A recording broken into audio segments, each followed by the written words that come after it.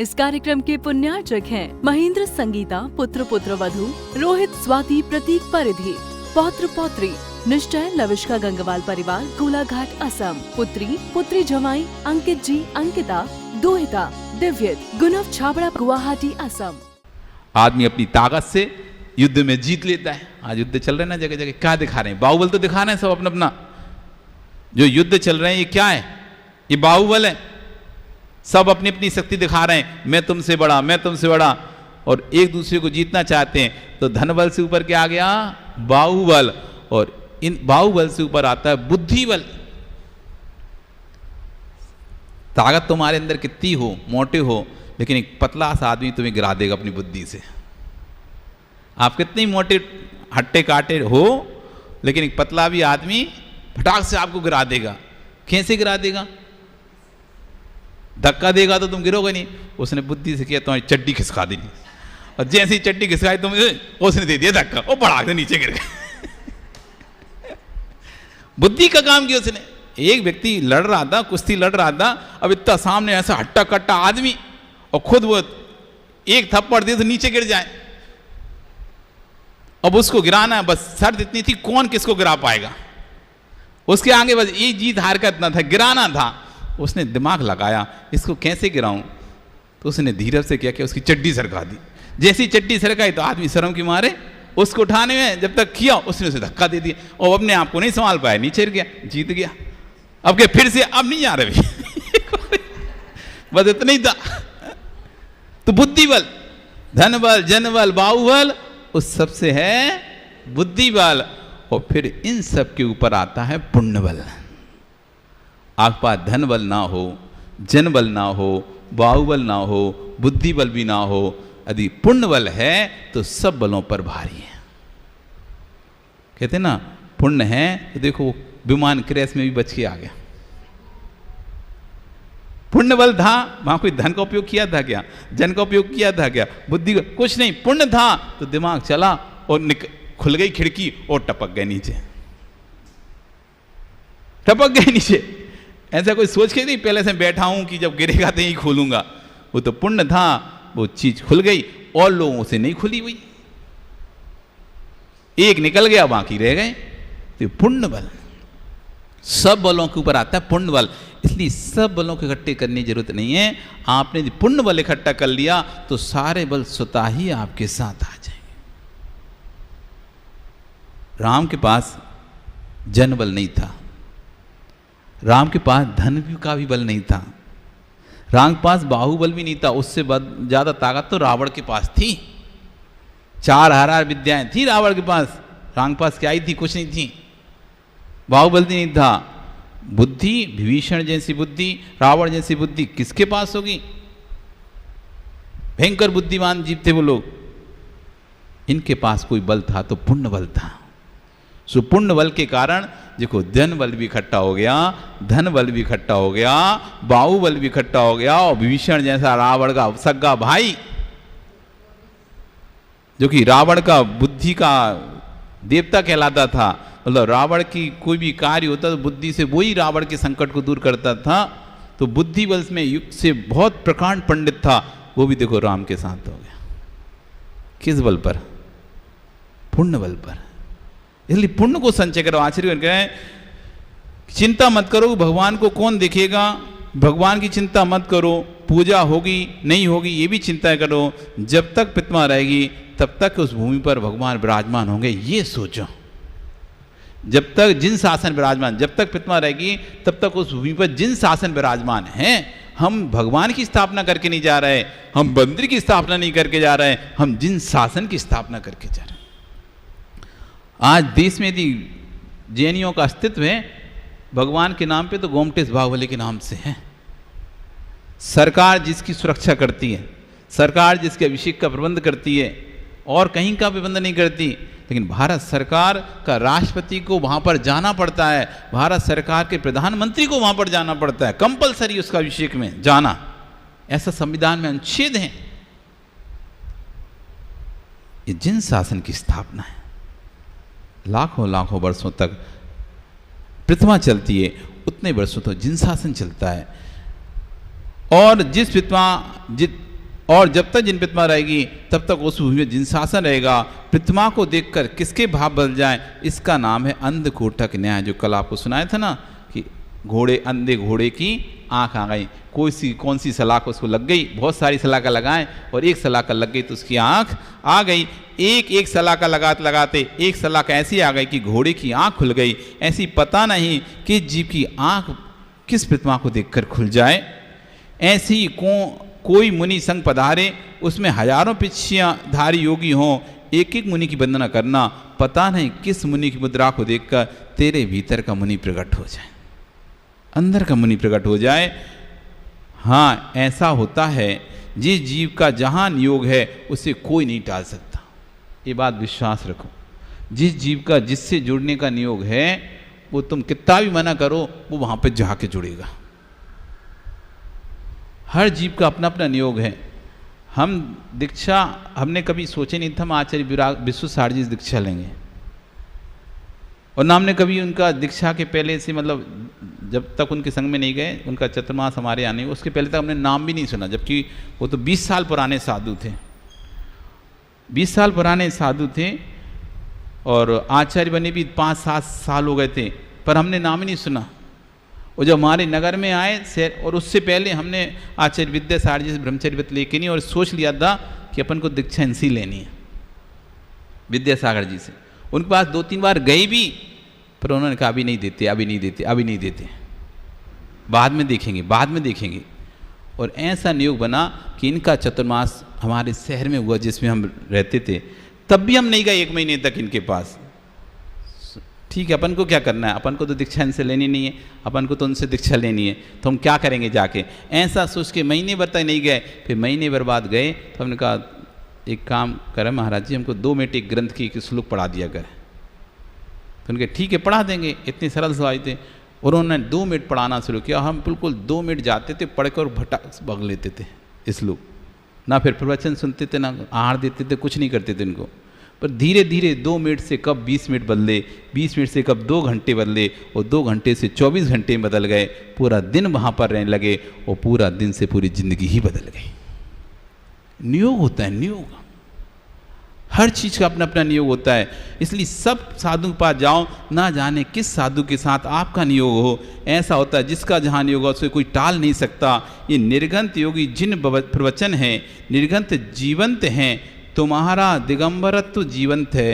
बड़े चाव से कहते हो आप कौन हो, दिगंबर जैन हो कि श्वेतांबर, कौन से जैन हो विमल, तुम कौन हो, दिगंबर हो श्वेतांबर हैं? तो ना गड़बड़ हो जाएगा। क्या हो जय कुमार जी, दिगंबर श्वेतांबर, कौन से जैन हो? दिगंबर जैन हो ना। कपड़े तो पहने, कपड़े पहने पहनते कौन दिगंबर होता है? दिगंबर तो उसे कहते हैं जिसकी दिशा ही जिसका अंबर है। दिशा जिसका अंबर वो है दिगंबर। तुम तो पहने हो कपड़े, फिर किस बात पर दिगंबर? दिगंबर तो तुम्हारे मुनि हैं बेचारे, वो कपड़े उतार के घूम रहे हैं, वो परिसर सहन कर रहे हैं, शीत उष्ण गर्मी का, वो दिगंबर तुम कहला रहे हैं।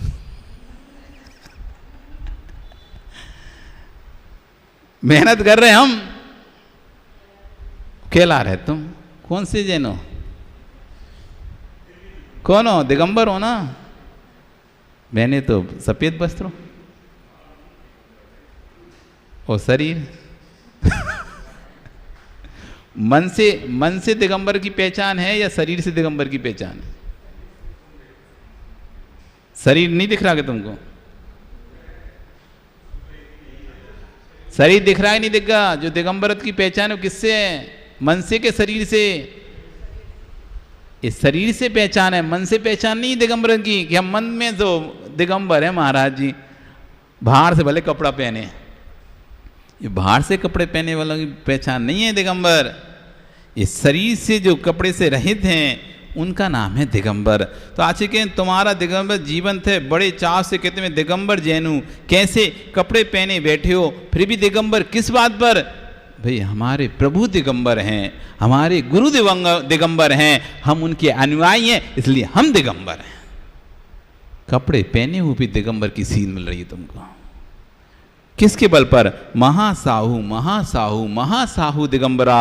आचार्य गुरुवन ने अपने एक स्त्रोत में लिखा है, ये कोई सबसे बड़ा साधु कोई जगत में है, उसका नाम है दिगंबर मुनि। ये महासाहू शीत उष्ण नग्नता आदि परिचय को तुम सहन करते हो, परंतु महिमा देखो, कपड़े पहनकर भी श्रावक लोग दिगंबर कहलाते हैं। जब प्रतिमा प्रशस्त होती है तो बीतरागता टपकती है, जिन बिंब को देख करके कब निज बिंब झलक जाए कोई नियत नहीं है। कौन सी प्रतिमा देखकर कौन के मन कौन के परिणाम, जैसे कि चेहरा देख के मन बदलता ही नहीं बदलता। किसी का सुंदर चेहरा दिख जाए तो आपके मन में कुछ और भाव आ जाते हैं, किसी का खराब चेहरा दिख जाए तो मन में दूसरे भाव आ जाते हैं। गोरा चेहरा दिखे तो दूसरे भाव, काला चेहरा दिखे तो दूसरे भाव, सांवला चेहरा दिखे तो दूसरे भाव, और यहाँ तक कि जिसके साथ तुम रहते हो वो तुम भले कितना सुंदर है लेकिन वो कहीं से जल जाए, उसका हाथ जल जाए, उसका चेहरे का कोई हिस्सा जल जाए, तो फिर उसके हिस्से को देखकर कैसे भाव आते हैं।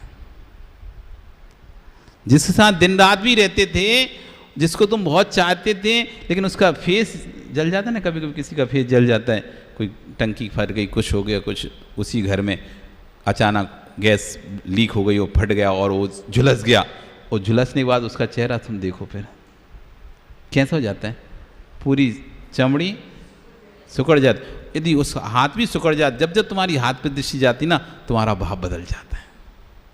चेहरे पर दृष्टि जाएगी कुछ अलग भाव रहेगा, चेहरा साफ है, अच्छा है, चेहरे पर दृष्टि जाएगी तो अलग भाव रहेगा, और जैसे ही हाथ पे देखोगे एक ग्लानि भाव आ जाएगा। आता ही नहीं ऐसा। तो चेहरा देखने से जब भाव बदल जाते हैं, चित्र देखने से जब भाव बदल जाते हैं, तो चेतन प्रतिमाओं को देखोगे, अचेतन प्रतिमाओं को देखोगे तो तुम्हारे भाव क्यों नहीं बदलेंगे।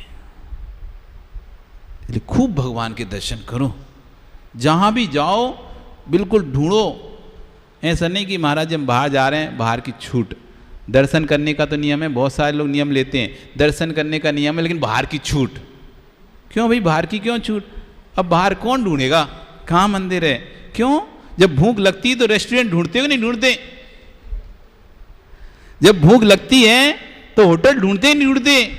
ऐसा नहीं तो बाहर खाने की मतलब बाहर खाना बंद, पर वहां तो ढूंढ ढूंढ के कहाँ मिलेगा। 10 किलोमीटर दूर भी होटल होगी तो वहां ढूंढ के जाओगे, रेस्टोरेंट होगा, वहां खाएंगे, पर भूखे नहीं रहेंगे।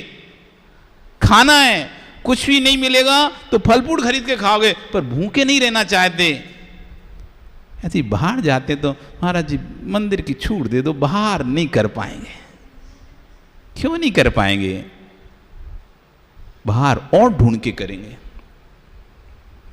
यहां तो हमें आसानी मिल जाता है, घर यहीं था, पता था, लेकिन बाहर जाएंगे, एक बार ढूंढेंगे, पता चला। बहुत सी बार तो ऐसा होता है, व्यक्ति ये सोचता है बाहर नहीं, अब कौन कहाँ ढूंढे, और आखिरी में जाते जाते पता चलता है मंदिर तो ये बगल में ही था। 10 दिन रह गया शहर में, वो मंदिर नहीं गया, कौन पता नहीं कितनी दूर है, का पता नहीं कितना दूर है, ढूंढे नहीं, उसने कोशिश नहीं करी। और जब 11वें दिन अंतिम जाने का दिन था, तभी उसे घंटी की आवाज आई। ये काय की आवाज? अरे बगल में मंदिर अभिषेक चल रहा है। 10 दिन से तो ध्यान ही नहीं दिया, बगल में मंदिर था। क्योंकि हमने अपने भाव पहले से बना लगे हैं कि बाहर मंदिर जाएंगे ही नहीं, इसलिए बाहर की छूट, बाहर की छूट, बाहर की छूट। क्या है बाहर की छूट? हर चीज में महाराज जी रात्रि भोजन त्याग, बाहर की छूट।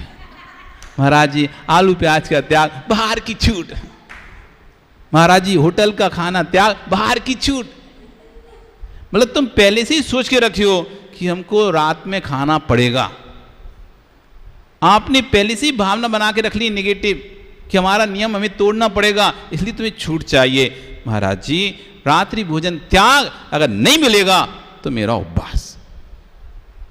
ऐसी भावना बनाओ ना। रात्रि भोजन त्याग करता हूं, चाहे यहां रहूं चाहे बाहर रहूं, यदि बाहर नहीं मिलेगा तो मैं उपवास कर लूंगा, लेकिन रात में खाना नहीं खाऊंगा। ऐसी भावना बनाओ तो कभी तुम्हें भूखा रहना नहीं पड़ेगा। क्योंकि अंदर जो पॉजिटिव एनर्जी जनरेट होती है वो आपको ऑटोमेटिक व्यवस्था करा के देती है। एक भक्तगण हमारे यहाँ पर दर्शन करने यहाँ आए, डिब्रूगढ़ में आए, तो वहाँ से उन्होंने भोजन रखा। अब कलकत्ता तक एक दिन का ही भोजन रख सकता है कोई व्यक्ति, कितने दिन का रहेगा, तो कलकत्ता तक पहुँच जाएंगे। उसके बाद उन्होंने सोचा कि होटल पे तो खाना नहीं है, फल फ्रूट खरीद के खा लेंगे, जो भी होगा, लेकिन भोजन एक ही समय का लेके जाए। वो गए, कलकत्ता पहुँचे, वहाँ 4 बजे उनकी ट्रेन पहुँच गई, दूसरी ट्रेन 2 बजे दोपहर में थी। तो मंदिर दर्शन करने गए। जैसे ही मंदिर दर्शन करने गए तो वहाँ एक लेडीज बोली, आप कहाँ से आए? आप एक उनका यहाँ से आए हो और अब दर्शन करके महाराज जी जा रहे हैं, तो आप मेरे यहाँ खाना खाना, मेरे यहाँ खाना खाना। आप सुबह की खाना की व्यवस्था हो गई। अब ट्रेन हो गई 12 घंटा लेट, ट्रेन हो गई जो दोपहर को आने वाली थी वो रात को 8 बजे आई नहीं। शाम का तो जो एक और महिला मिल गई कि शाम को हमारे यहाँ खाना खाना, तो उनके शाम को तो हम नहीं खा पाएंगे, हमारा 2 बजे ट्रेन है। तो जैसे ही लेट हुई उसको पता चला, उसने फ़ोन किया, भैया आ जाओ, शाम को यहीं खाना खा लेना। जब व्यक्ति अंदर से सोचता है मुझे बाहर का खाना ही नहीं है, चाहे नहीं मिलेगा तो फल फ्रूट खा लूँगा, अपने आप ऑटोमेटिक उसकी व्यवस्था ऊपर से हो जाती है।